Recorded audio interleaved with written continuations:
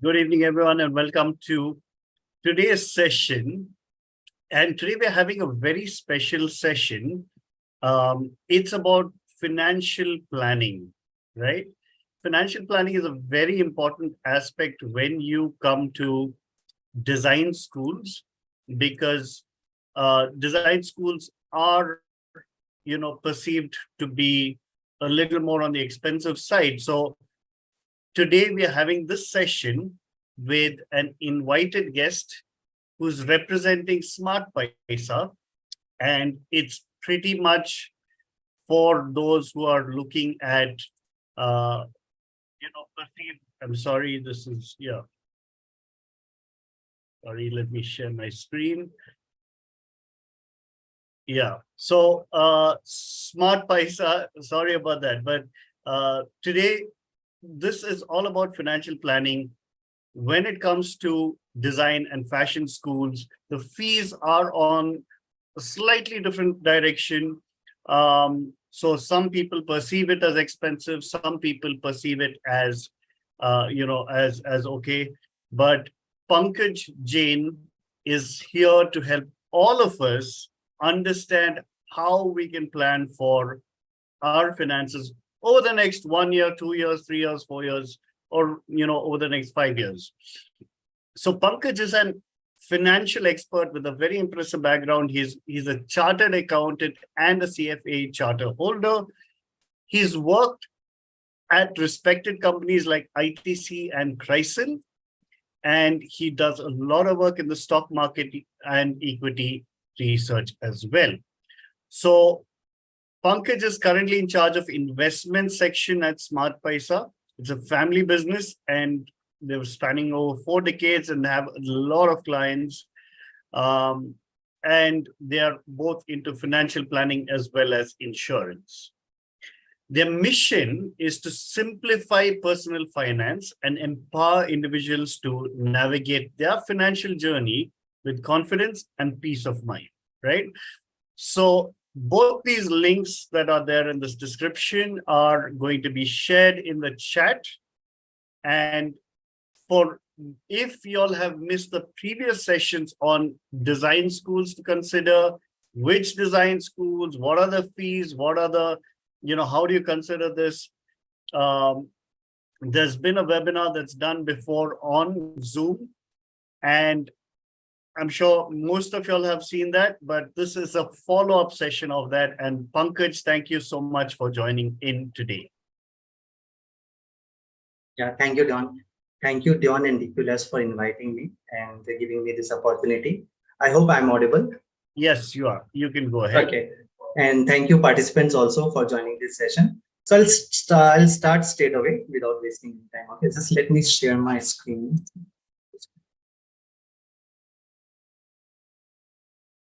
Okay, I hope this is visible, right? Yes, it is. Go on. Yeah. Okay, so as you know, money, like emotions, is something you must control. So emotions, we all should have control at our emotions. Similarly, money is something which, if you control it well, it will lead to, you will be able to achieve all your financial goals. But if you don't control it well, if you make mistakes, might lead to financial stress. As simple as that. Okay. So obviously, Dion has given me given a detailed introduction about me. So I'll quickly jump through this slide. Okay. So we deal into all investment and insurance products, and I love talking about personal finance mutual funds. I manage a WhatsApp group also having more than 800 participants. It's a community, and then Telegram group also to explain more about the business fundamentals on stocks. So I'll just quickly run through this slide. Okay.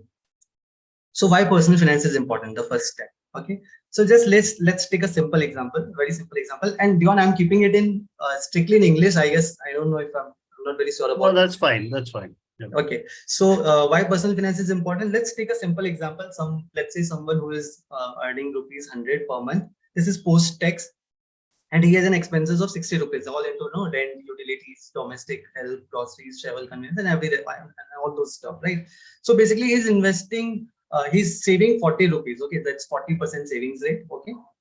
Now the thing is, we have to invest this 40 rupees with a plan. A lot of times what happens, people try and put too much stress on the expenses, but they try to overcut down their expenses, but there is only a limit to which you can control your expenses, right? You can't control your expenses by 20, 30, 40%, even if you live a frugal life. You can at least at best control 5, 7%. So ideally you should do is you should increase your top line. Try and build your, try and build, gather additional skills, try and build your business, or if you're a salaried class, try and increase skills so that you can increase your salary. And at the same time, you should optimize your expenses, and then you should focus on the bottom line, which is basically whatever you are saving. So that is very important, that you should invest well. Okay. So a lot of people, even from financial industry, financial folks also, finance folks, they also make a mistake of not investing well. So that's where we pitch in. That's where we try to guide people with a financial plan. Okay. So let's move to the next slide, which is why personal finance is important, part 2.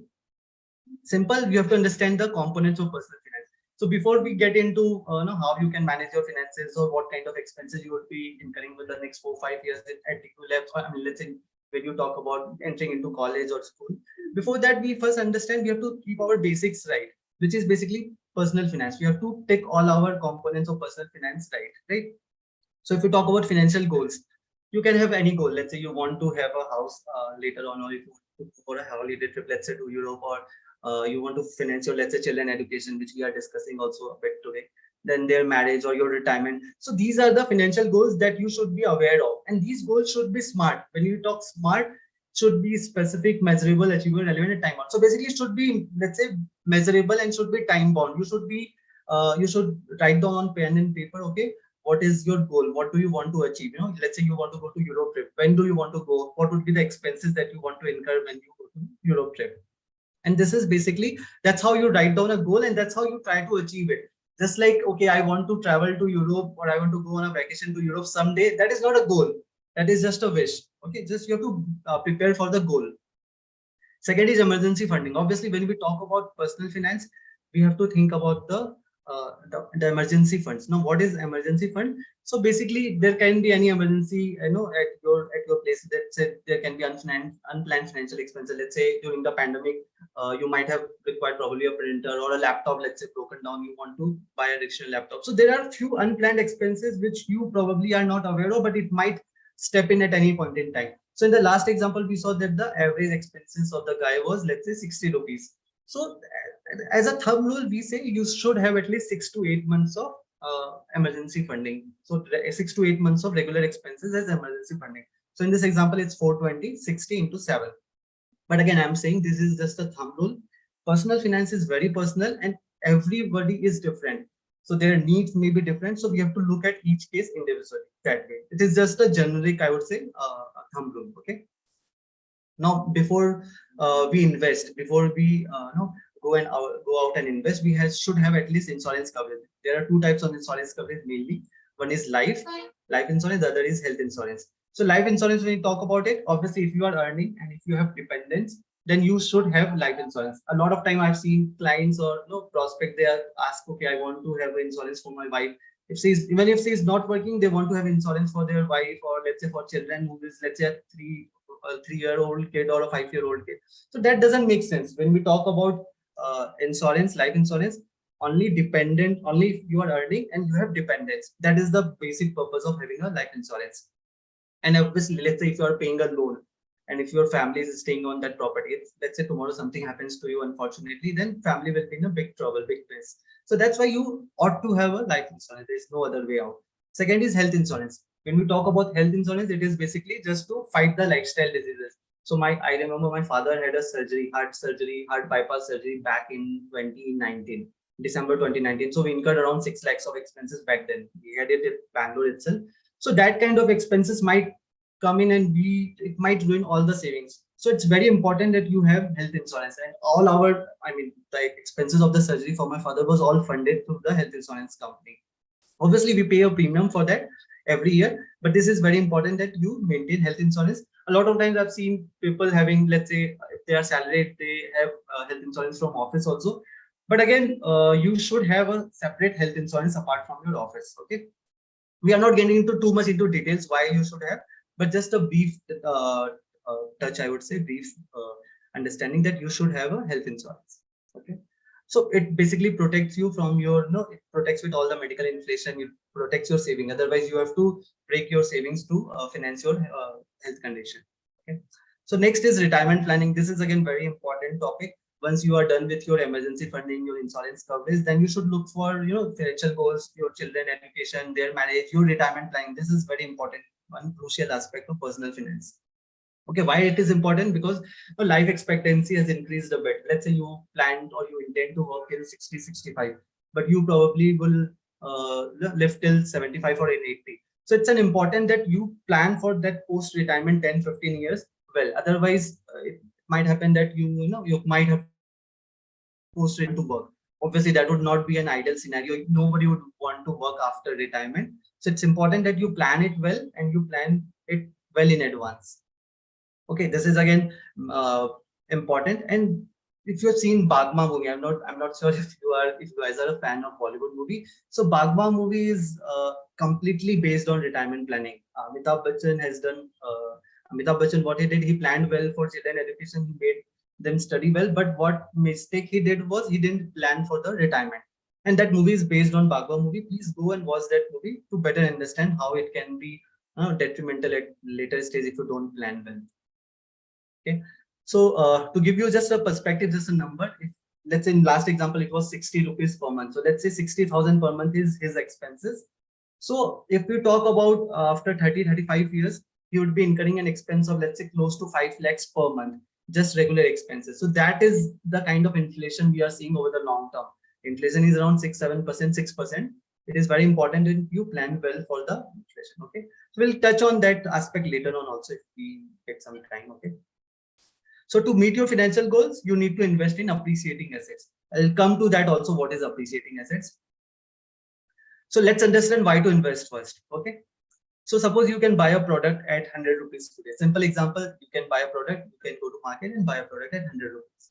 Okay, if you don't buy that product and you invest that money into an FD, you will get probably maybe 6% returns in the FD, right? But you have to pay taxes also on that 6% return. So post tax, you might be getting 104. Okay, so you invested 100, you earned a return of 6%, but post tax it is just 104. But now when you go to the market to buy the same product, why after 1 year, now you see that the market price of that product is 105. So what happened actually? You earned a return of 6%, but post tax it was just 4%, right?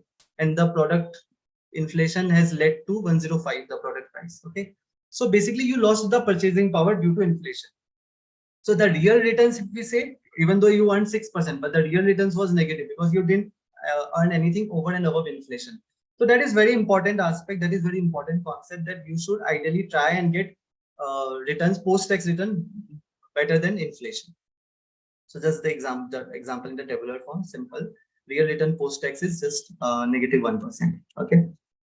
So just look at the table.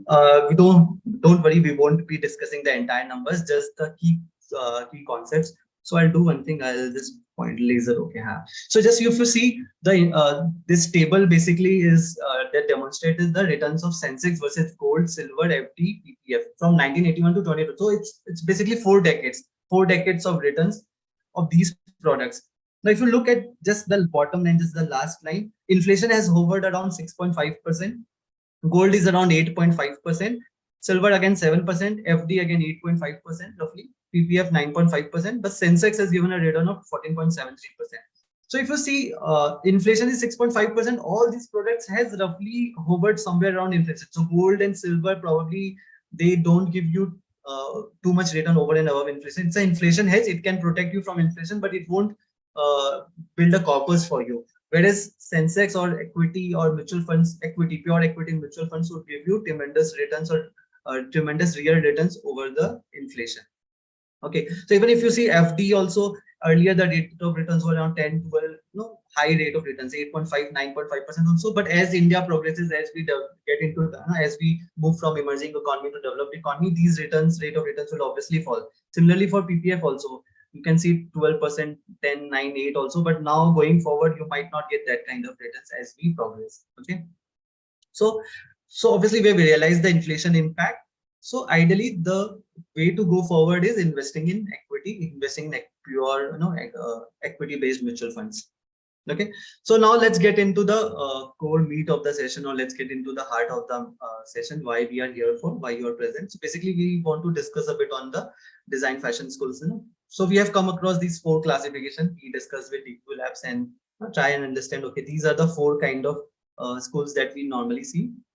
One is value driven, the other is impact creators, third one is igniters, and the fourth one is globe trotters. Okay, so we'll discuss them in a bit detail, what kind of outflow we'll see over the next 4-5 years and each of these, in each of these schools. So let's get into the first, which is value driven. Okay, so one more thing, the numbers might be slightly off here and there. Okay, so you don't have to be fixated or obsessed with the numbers. You have to try and understand the underlying concept of the what we are trying to explain. So you have to try and understand the underlying concept and the approach towards looking at these cash flows. Okay, numbers might be slightly off here and there. Okay, so basically these are the school set value driven. So if you talk about tuition fees, it's roughly 3 to 5 lakhs. That's what I understand. So let's say 3 lakhs and 1.5 of hostel fees, and then 1 lakh of study material.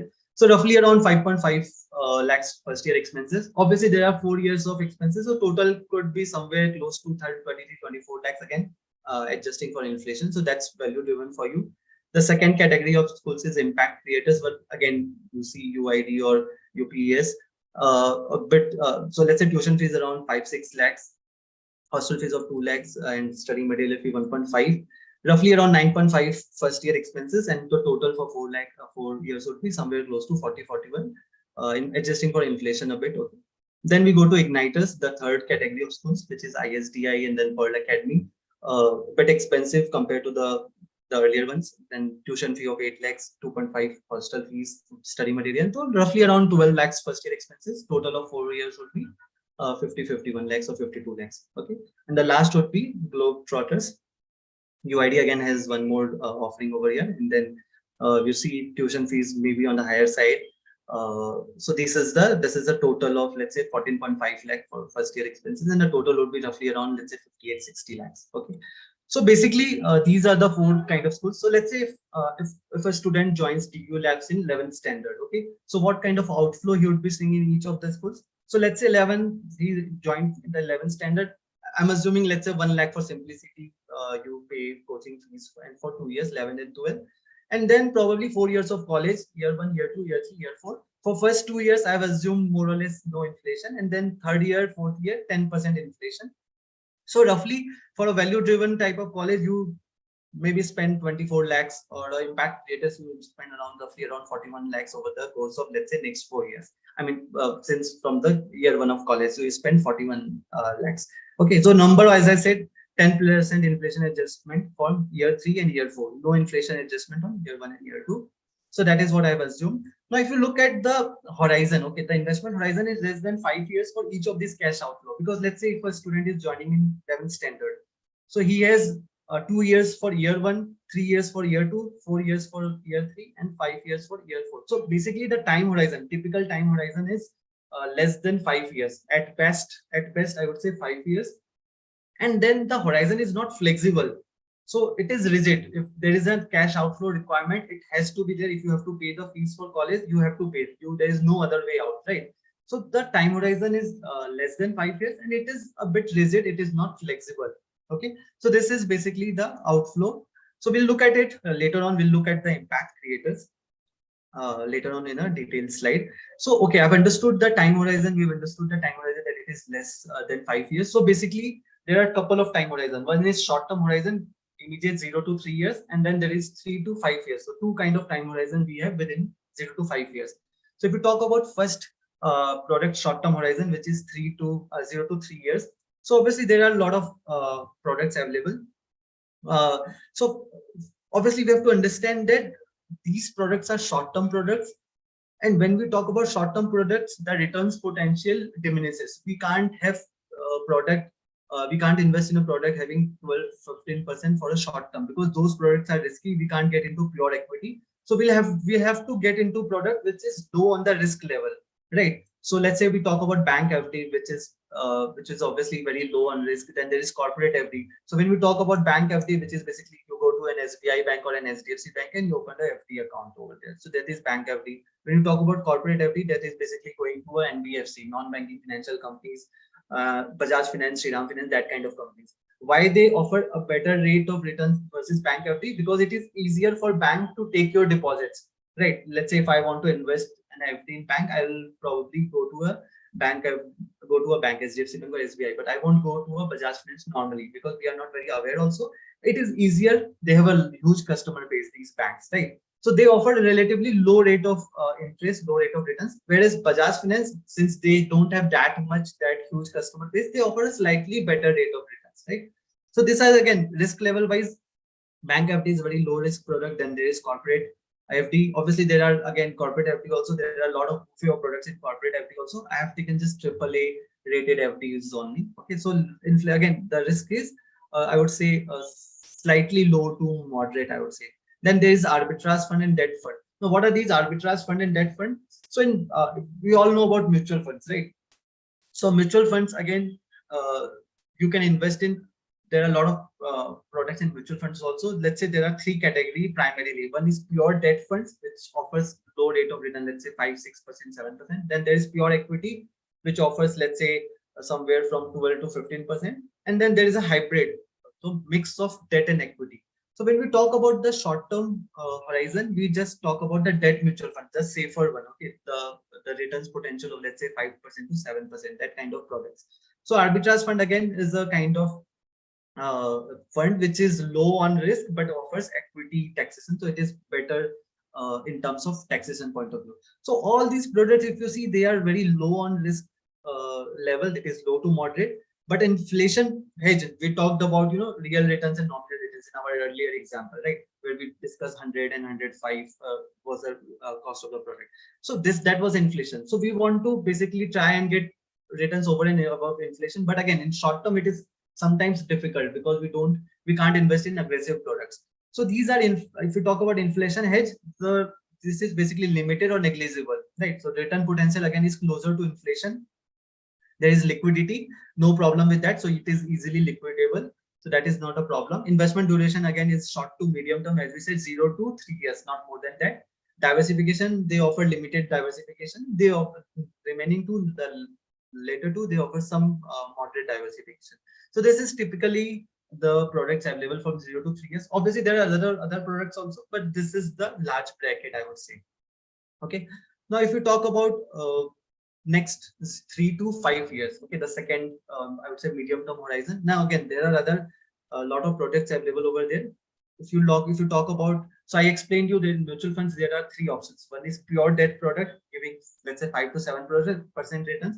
Then there is pure equity. Now we are not talking about pure equity currently, because pure equity again gets involved when there is a time horizon of more than let's say 7, 8 years, 10 years. So that kind of time horizon. Our time horizon is 0 to 5 years. So we'll talk about hybrid, where we have combination of equity and debt. Okay. So in hybrid also there are a few products you can, there are some in hybrid, there is some bit of equity involvement. So let's say in conservative hybrid, the equity involvement is let's say 10 to 25% exposure.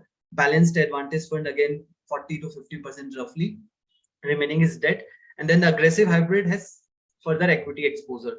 So if you see, the return potentials keep on increasing as and when we move from conservative to high aggressive, as and when we move from low equity exposure to high equity exposure. Okay. So return potentials obviously increase. So when we talk about conservative hybrid, it gives a return potential that's a 7 to 8%, whereas an aggressive hybrid fund gives a return potential of 9 to 11%.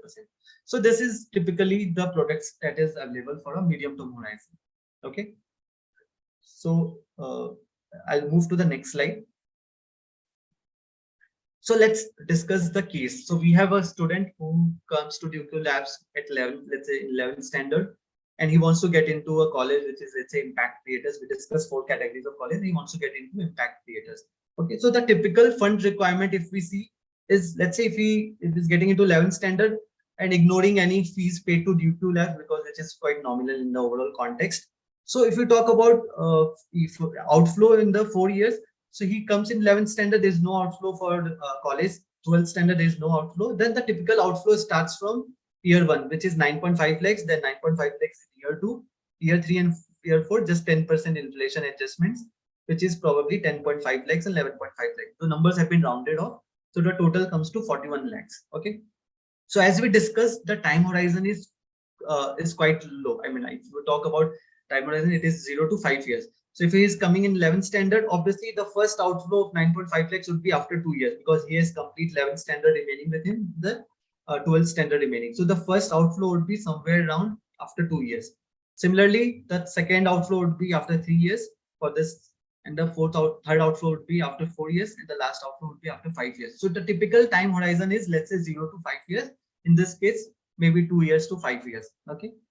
So as we discuss the category of products that we can get into, so the products available for a 2-year horizon is 0 to 3 years. So the short-term product, we can go with ultra short-term fund, and for 3 years we can go with conservative hybrid, where we have just 10% exposure to equity, not more than 10%. That too based on the timing of market. For a horizon of 4 years, we can get into a balanced hybrid fund, which can give a returns of, let's say, 9%, and for 5, let's say for the last outflow, which is after 5 years, we can get into an aggressive hybrid fund, which can get returns of, let's say, 10%. So that's the entire range of products, ranging from 6-7% to 9-10% for a short to medium term horizon. We can't get into pure equity, as I said, because the time horizon is low. Okay, so we just did the back calculation. If we have an outflow of 9.5 in year 2 after 2 years, and 9.5 after 3 years, and similarly these are the outflows, what would be the lump sum amount if we invest today? Then we can manage all these outflows based on these products.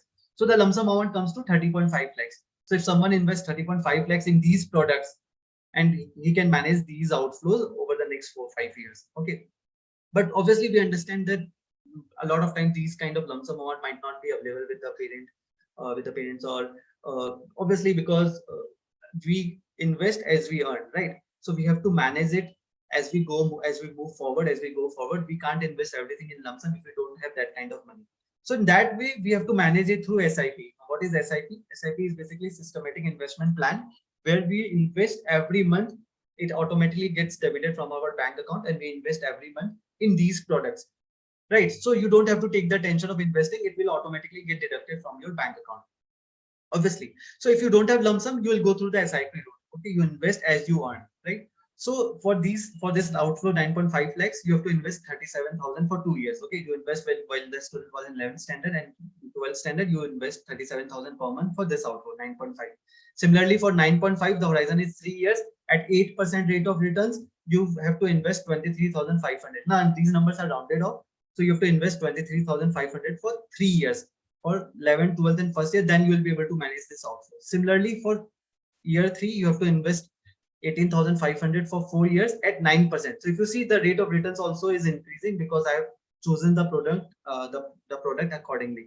And for last outflow, you have to invest 15,000 for 5 years if you want to have an 11.5 lakh kind of an outflow, right? You will be, let's say, assume you get 10% here.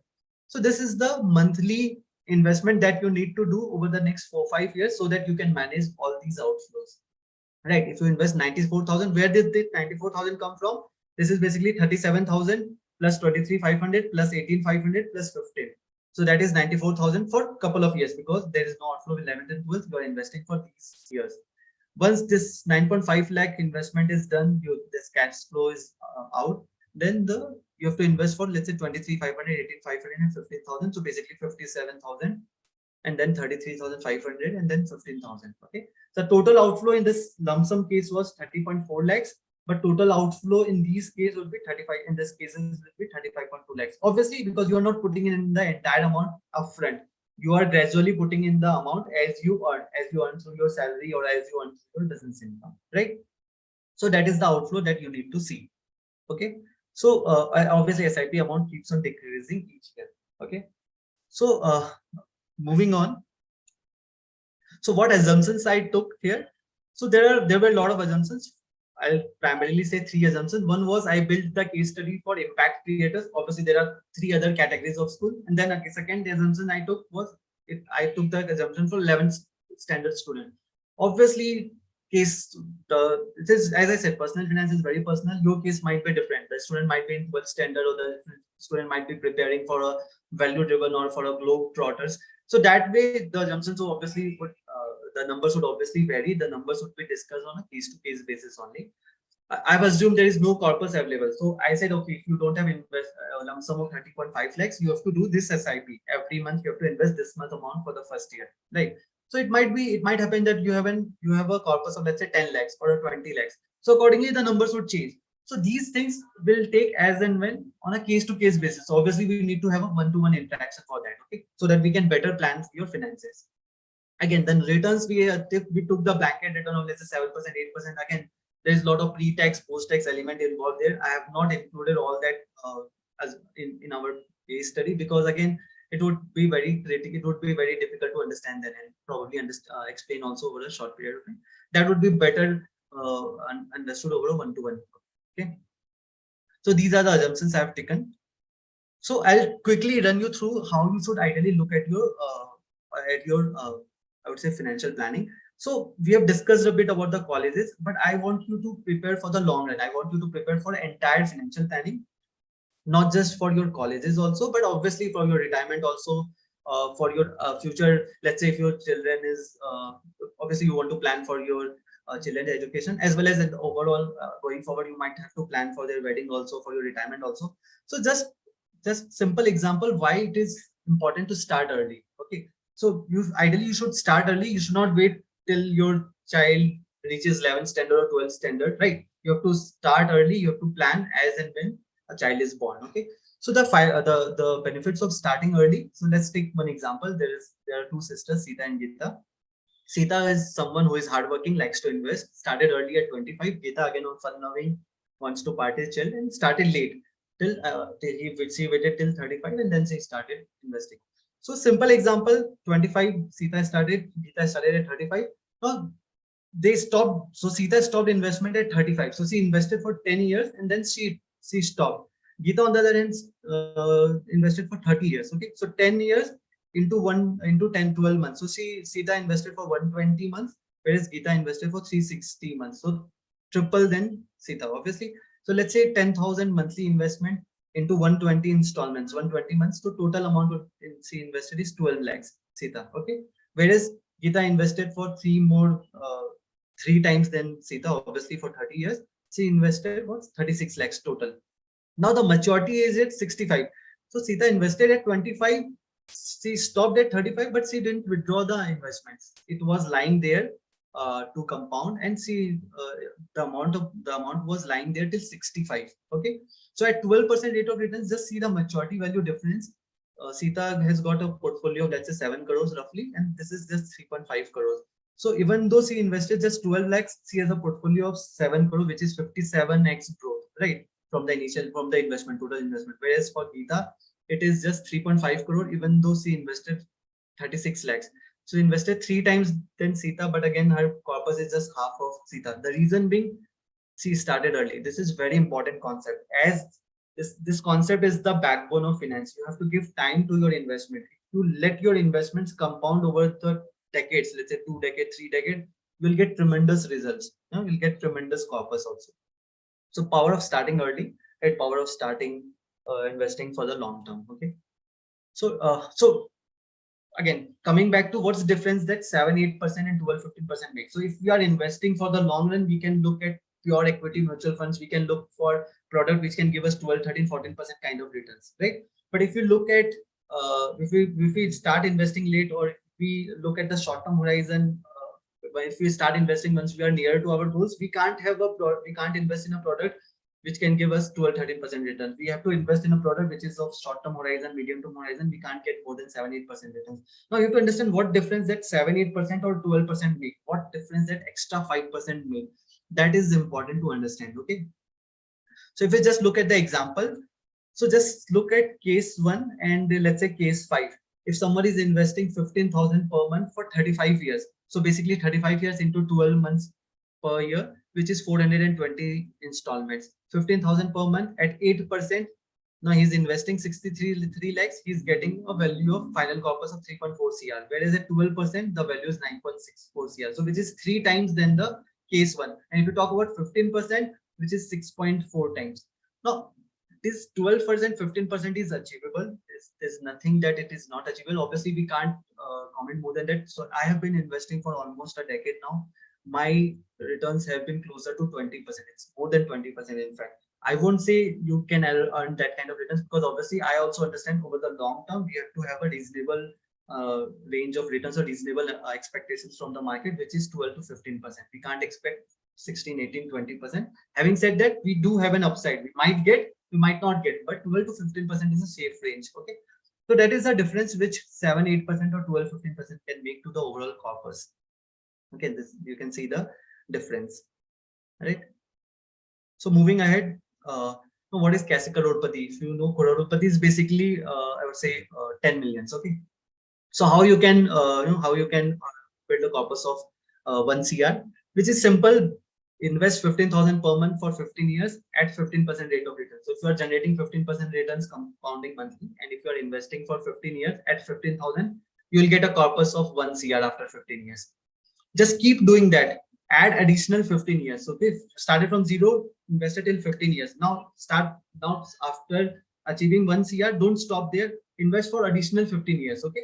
So if you invest for additional 15 years, you will get a corpus of 10 crore. So which is, see, after 15 years, you are getting 1 CR. After 30 years, you are getting 10 CR. That's the power of compounding. Compounding kicks in after 7, 8, 9 years only. That's the benefit of having a long-term horizon. So difference is 10x from the initial 15 years. So if you are investing for 15 more years, you are building a corpus of, see, 10 crore. Okay. And if you do it for another 15 years, so if you are doing it for 45 years in total, just 15,000 per month at 15% rate of returns, you are building a corpus of roughly 100 crore. So this is I would say, mind-blowing numbers. I'm not saying this is easy. Personal finance is very simple, but it's not easy, because a lot of time emotions get involved. They try, and in trying to do overdoing it, they make a lot of mistakes. But obviously, we are there to help you over there. We are there to guide you.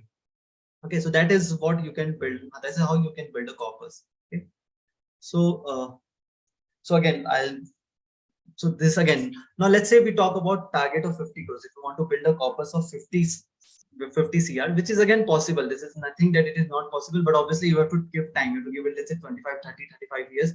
Again, depending on what kind of investments you can put in. So if, let's say, let's take an example. There's someone who is at the age of 30 years.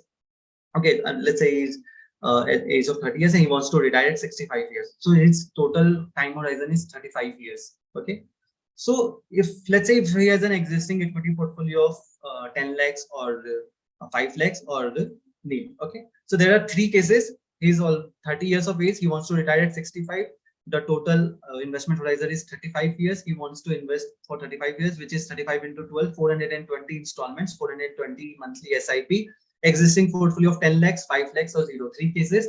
Now, if he just do an SIP of 31,700 starting today, if he just do an SIP of 31,700 at 12% rate of returns, he can achieve a portfolio of 50 crores after 35 years. So you might think this is not possible. Even if he has a zero investments, zero portfolio, he can achieve a portfolio of 50 CR after 35 years if he earns a rate of return of 12%. Only catch is he has to increase his SIP every year by 10%. So your income, obviously your business income, your salary income obviously is increasing at a industry growth, let's say 9-10%. So you can increase your SIP also with that speed. Okay. So if you are able to invest 31,700 today, and if you can increase it, step it up every year 10%, then you can build a corpus of 50 CR. Now 50 CR is important. I've just taken a number. Obviously, I'll come to that also why 50 CR can be relevant. Okay. I've just taken a number here. So just a brief about us. We follow what multidisciplinary investment process we follow at Smart Paisa. Basically, we try and understand the client need. We customize the asset allocation based on your need. We try and maximize the risk-adjusted returns, which is very important.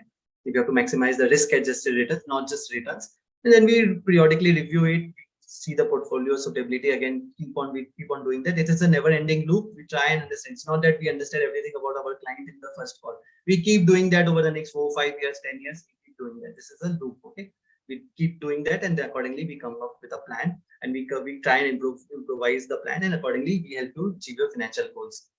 As I said, personal finance is very personal. There is no. You must have seen lot of articles or videos where, okay, if you are a conservative investor, put in 50% in equity, 40% in debt, and 10% in gold. So these things are very personal. Personal finance, as I said, is very personal, and everyone is different. Every case is different. We can't, we can't have a single solution for every person. Every person's risk appetite is different. Financial goal is different. There is no one size fits all plan. There's never. Okay, there is always a suitable plan which will come up based on the discussion with you. There's no one plan. Okay, and it will be based on one-to-one interaction. So just revisiting the monthly budget example which we started with. So we started with 100 rupees of income, 60 rupees of expenses, and 40 rupees of savings. Now 40 rupees of saving, I would say, it doesn't matter how much you earn. If you're earning 100 or 150 or 200, doesn't matter. What matters is how much you save. If you have a high expenses, difficult to build a corpus if you don't have any savings. So it doesn't matter how much you earn, it matters how much you save. Now again, moving forward, it doesn't matter how much you save, matters how much you invest. You just don't have to save. If you are saving 40 rupees, let's say per month, if you are not investing it, if you are just keeping it idle in FD, you are essentially not beating the inflation data, which we explained during the session, right? During the earlier part of the session, you have to beat the FD at least to start with. Okay. For short-term goals, obviously you will park your money near in FD, but for the long-term goals, you have to park money in equity mutual fund or a appreciating assets. Okay, so it doesn't matter how much you invest, you have to see how much. It doesn't matter how much you save, you have to see how much you are investing, right? Again, it doesn't matter how much you invest, you have to see how well you are investing. As I said, you just can't keep every month your every investments into FD or a short-term product and giving you 6-7% rate of returns. You won't be even able to beat inflation. And over the long run, you are not generating any real returns. You're not letting your money work for you. So it matters. It is important that you invest and you invest well. Okay. Now, if we talk about, doesn't matter how well you invest again. Okay, matters how long you invest. Even if you are investing well, you're doing everything correct, you're checking all the boxes. But if you're investing just for 2-3 years and when you're pulling out money for some or the other way, you're just pulling out money, you are not letting your money compound. We saw the example in Kaise Bane Crorepati that takes 7-8 years to start compounding benefit. Then only you see the benefit of compounding over the long run. Then only you can create wealth for you and your family, obviously. Okay. So I'll quickly run you through the remaining slides because I think we are already 40 to 40 minutes. We are already done.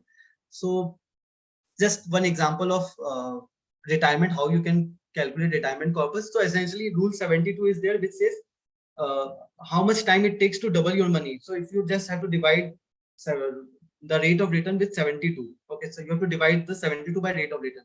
So let's say if you are earning 6% rate of return, so it will take 12 years, 72 divided by 6 to double your money.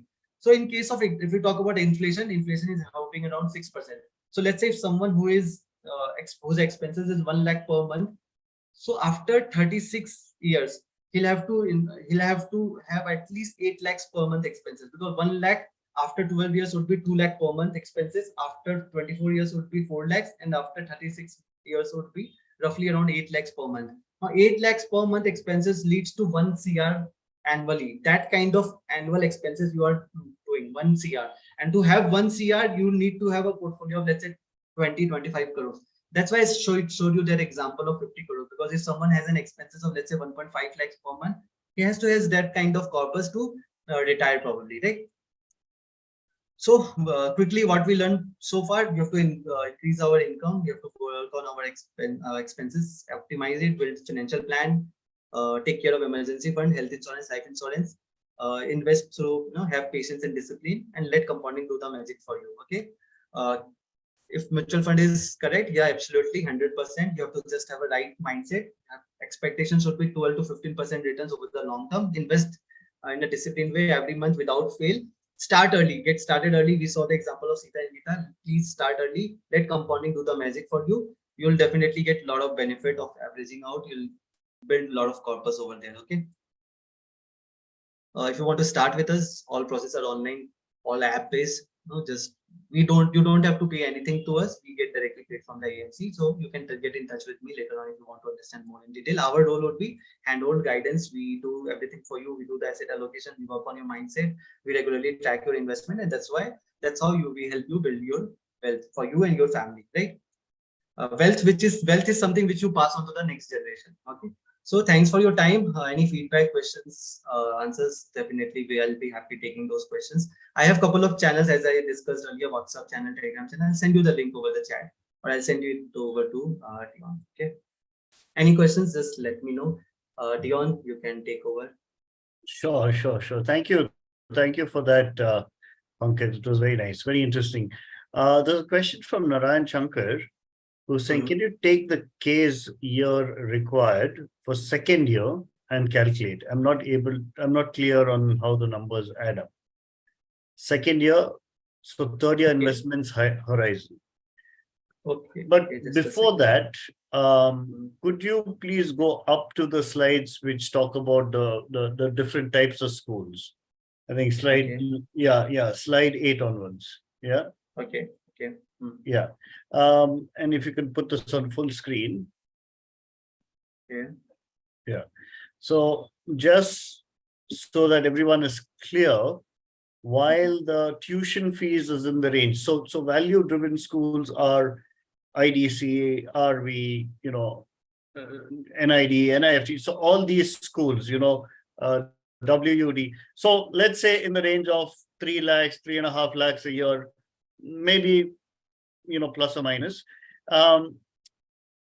We're assuming that you'd be staying in the hostel with the 1,50,000. We're assuming that the study material costs would go to 1 lakh, right? Now, these are all estimates on the higher side, right? So the reason I'm stressing on that is because I don't want people to be fearful, right? The idea is not to be fearful. The idea is to be realistic, right? So this 5.5 lakhs is probably on the higher side, but maybe it would be up and down, right? So these schools is what we term as the value-driven schools. All right. Pankaj, the next slide. Impact. These schools, I'm sorry, I'm rebriefing because this was the brief I had given Pankaj. Yeah, so these impact creators, their fees are typically in the range of, say, 5 to 6 lakhs. All right. So the value-driven schools would be, say, anywhere between 3 to 5 lakhs. The impact creators would be 5 to 6 lakhs. All right. And then you have the other aspects. Now here, the hostels seem, tend to be slightly more comfortable. Expenditure on materials keeps going up. So you'll have to factor in this cost, right? And if we go into the third area, the igniters, we've termed these as igniters because, it is, the tuition fees are high. So accordingly, hostel fees and material fees would probably go a little higher. And they're good schools, very forward thinking. All right. So you need to keep these in mind. Again, these numbers could be exaggerated, but on the slightly higher side, right? And the fourth set of schools, these are the Globetrotters. Now, why we've termed it as Globetrotters is because you do spend your first, couple of years in India and then a couple of years abroad, few semesters here and there. And these turn out to be rather expensive. All right. The hostel fees tend to be higher, or maybe the study material goes higher, or you would have to spend on your air travel and living expenses abroad. So all those aspects are factored in and put into these. All right. So hopefully everyone's got that aspect. So now coming down, setting the base, that was setting the base for this conversation. Coming down to Narayan's question, so in the case study, yeah. His question is regarding 9.5 lakhs after 2 years, how this investment, right? Yeah. 9.5. Okay. Yes. So basically what we are essentially looking is 9.5 lakhs. Could you please put it on full screen? Yeah. Just a second. I'll do. So. Oh, perfect. So just a second. Do one thing. I'll just show the calculation also so that they are probably so more comfortable. Just a second. I'll do the calculation. So this is basically SIP required for target 5th November. I don't know, not sure if you are able to see it. I'll do the full screen just a second. So It's basically visible. what we want is 9.5 lakhs after 2 years at 7%. So let's say just simple. This is 9500 after SIP period is, let's say 2 years, and we are assuming a rate of return of 7%. And then we are just doing the calculation. Okay, so this will give us the calculation of how much we need to invest, so which is roughly around, let's say 37,000. Okay, so this 37,000 is basically from there on. So if you are investing 37, I'll do the full screen. So this 37,000 is basically from there itself. If you are investing for 2 years, every month 37,000 for 2 years, you'll get an this much amount if you are earning 7% on the overall in outflows. Okay, each outflow you'll be earning 7% on each outflows. Okay, so that is how you are. So similarly, we have done the calculation for the remaining 3 years, and then you're giving us the total figure of how much you need to invest per month starting today. So 94,000 for first year, 94,000 for second year, then gradually decreasing, because obviously your outflows are also going out, right? So your outflows are the decreasing amount. Okay, any other? I hope this answers. You are on mute. You are on mute. Yeah, thanks for that. Yeah, so this is pretty good. And regarding the strategy, the mix of strategy, right? Okay, yeah, this mix. Okay, Yes, this slide itself. this mix. Yeah, maybe yeah. if we could go to your the previous slides. Okay. Okay. Where This you is 0 to yeah. The short-term horizon, yeah. Yeah. Can you put this on full screen, please? Yes. Right.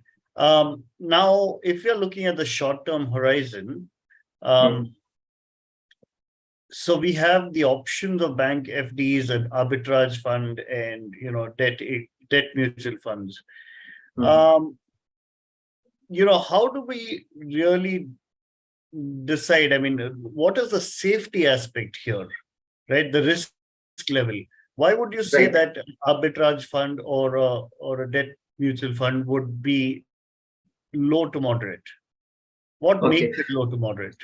So bank FDs, as we know, is very safe. Okay, even if bank goes down tomorrow, we have protection of 5 lakhs at least from RBI side, from 5 lakh cushion for per bank also, right? So that way it is the safest, okay, of the lot. Obviously might not go down, but yeah, just in hypothetical case.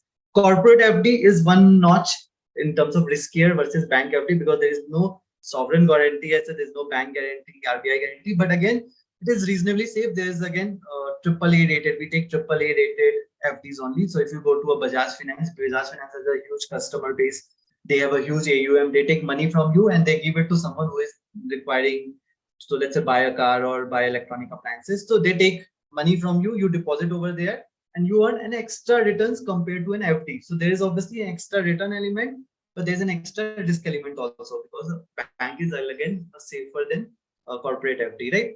If you talk about arbitrage fund, now why arbitrage fund comes into picture is because of their tax benefit. Okay, so if you go about bank FD, it is giving you 6%. Okay, but you are basically paying 30% tax if you are on the high tax bracket. Okay, marginal tax rate is 30%. You are paying 30% tax on the 6% returns. So net post tax you are earning 4.2%, which was I was alluding to is you have to beat the inflation if possible, but in the short term it becomes difficult. So obviously post tax you are earning 4.2%. But in an arbitrage fund, let's say if you are earning 6%, and if you are keeping your money for let's say 1 year, then you get the benefit of equity taxation, which is basically 10% over the long run. Over the short term, it is 15%. So arbitrage fund essentially is classified as equity fund, but don't get fearful while listening to equity. There is no equity risk element over there, because what they essentially do is, let's say in BSE, the stock price is trading at 100 and NSE 101. They try to basically capture those arbitrage opportunities. So this is riskless. What is arbitrage? Arbitrage is riskless profit. So since they invest in equity only, they try to invest in stocks, futures, and stock cash element. Okay, cash element and future element, there's a difference in the price. Obviously, there remains a difference because of some technical factor. So they try to utilize those differences and try and make safely 6% kind of returns. Post tax, it would be, let's say, 5.4% kind of return. So it is better than FD if we look at post-tax basis. It might not be better than FD if we look at pre-tax basis. So that's the logic of arbitrage fund. It is low to moderate, again, not as secure as FD. FD is any day very much secure, right? But it is not as secure as FD. There is some risk element involved in arbitrage fund. But again, it is lower than corporate FD, because corporate FD, even if you talk about AAA rated bonds, like they have gone down in the past also. We have seen DHFL going down, we have seen ILFS going down, we have seen Evergrande in China going down. So these AAA rated bonds can go down in a sense. There might be some capital risk also element involved also. So in the short term, we should ideally look for diversification also, and that we should look for principal safety. Capital should be protected. So that's why we should ideally diversify. Even if you're investing in a bank, don't invest 15 lakhs in a single bank. Don't go to SBI and invest all 15 lakhs or in HDFC. Try and diversify across the three banks, or try and diversify through bank FD, some amount in corporate FD, some amount in arbitrage fund, or some amount in debt mutual fund. Again, debt mutual fund also is basically a lot of companies, they need debt, or let's say government also, they need short-term financial papers they need. Okay. So basically, these are just commercial papers or certificate of deposits, or RBI needs certificate of deposit commercial paper. These are very short-term. Safe instruments which can give you 6.5% kind of returns, and it is relatively helpful in diversifying, because if you are going to bank, you are just giving all your money to single bank. But if you are using arbitrage fund or a debt mutual fund, you are essentially, let's say, investing 5 lakh into 15, 20, 25, 50 companies also. At times, companies also, when we go to ultra short-term debt funds, you are lending money to 50 companies. So there is very low possibility of your investments returning less than, let's say, your investments going down or your capital being unprotected. So that way, the diversification benefit is quite good over there. So that's why we talk about these options. Okay. All right. Interesting. So in the short-term horizon, you are recommending investments which are rather safe, rather than going with a little more riskier route. Right, exactly. In short term, capital protection is important.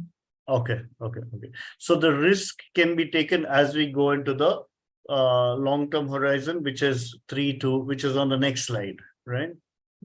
Slightly risk. I won't still say a lot of risk here also. Okay. Slightly risk you can take if you go about 3 to 5 years. That's why I've introduced a bit of equity, ranging from conservative hybrid to aggressive hybrid. Bit of equity, yeah, I've introduced. Okay. And the hybrid funds always have this ratio of debt and equity in them. Yeah, they manage it. They manage it based on market level also. If market is significantly, let's say, undervalued, they might increase equity allocation to some extent. But again, depending on what category of scheme it is. If it is aggressive hybrid, they can go from anywhere from 65 to 80. Okay, if it is conservative hybrid, they can go from 10, 15%. But conservative hybrid fund would never go to 50% equity, even if market is undervalued, because that's the essence, that's the mandate of the fund. An aggressive hybrid fund can go to 65 or 80% equity. That's why I recommended aggressive hybrid fund for 5-year horizon. Ideally, you should not invest in an aggressive hybrid fund if your horizon is 3 years. You can go with conservative hybrid, or 4-year horizon, you can go with balance advantage. 5-year horizon, you can go with aggressive hybrid fund. If 10-year horizon, go with pure equity, 100% equity. No problem with that. Okay, perfect. Right, Pankaj, I think that's very good. Thanks a lot for taking the time out and making this presentation, customizing it. I'm sure you heard, you put in a lot of effort to customize this, these proposals based on the needs of, or the potential needs of our parents and students at DQ Labs. So anyone who would like to probably connect with Smart Paisa or Pankaj Jain, you could reach out to him on I've put the contact details. The digital card has been pinned in the discussion in the chat box, but I will also maybe add his WhatsApp group in this chat box so that you all can connect with him. And yeah, so wish you all the best. And if you do have any queries, please reach out to Pankaj Jain. Any financial related queries, reach out to Pankaj Jain directly. And if you need further information, you can always reach out to us. Thanks a lot, everyone, for being Thank you. here. And if you like this, please give us a thumbs up so that we can do more of these sessions. Right? Thanks a lot. Pankaj, Thank you.